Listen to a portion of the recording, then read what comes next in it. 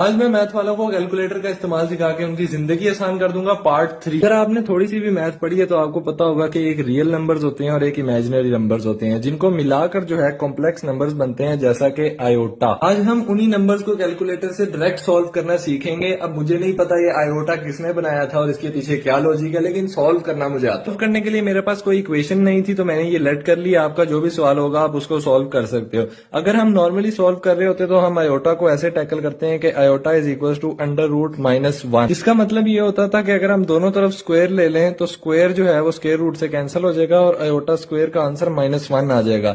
ये छोटी मोटी पावर्स के लिए तो ठीक है, लेकिन नॉर्मली सवाल में आयोटा की पावर 36, 37 इस तरह दी होती है। तो इसको कैसे टैकल करें? कैलकुलेटर के मोड वाले बटन को प्रेस करेंगे तो ये मेन्यू आ जाएगा हमेशा की तरह। यहाँ पर जाकर 2 को क्लिक करेंगे तो कॉम्प्लेक्स नंबर वाली ऑप्शन आपकी इनेबल हो जाएगी। अब यहाँ से डायरेक्टली अपनी इक्वेशन को हम पुट कर देंगे, जैसा कि 4 और ये जो ईएनजी वाला बटन है ये आयोटा है। इसकी पावर हमेशा की तरह हम ऐसे करके 3 डाल देंगे और आगे पूरी लिख। सारी इक्वेशन पुट करने के बाद इक्वल्स का बटन दबाएंगे तो ये आंसर आपका आ गया। तो हमारी कौन जज्बाती बढ़ी है। अब तुमने सॉल्व किया होगा आयोटा की पावर 4 और उसने दे दिया होगा मैथ एरर, तो तुम मुझे गालियां निकालोगे। भाई उसको भी सॉल्व करते हैं ना। जैसा कि ये देखो, अब मैं इक्वल दबाऊंगा, टाडा। इसको सॉल्व करने का बड़ा ही आसान तरीका है, मगर थोड़ा सा मैनुअल काम करना पड़ेगा। अब ये देखो, आयोटा का स्क्वायर आपने हमेशा लिख लेना है जब भी कोई ना कोई इवन पावर होगी।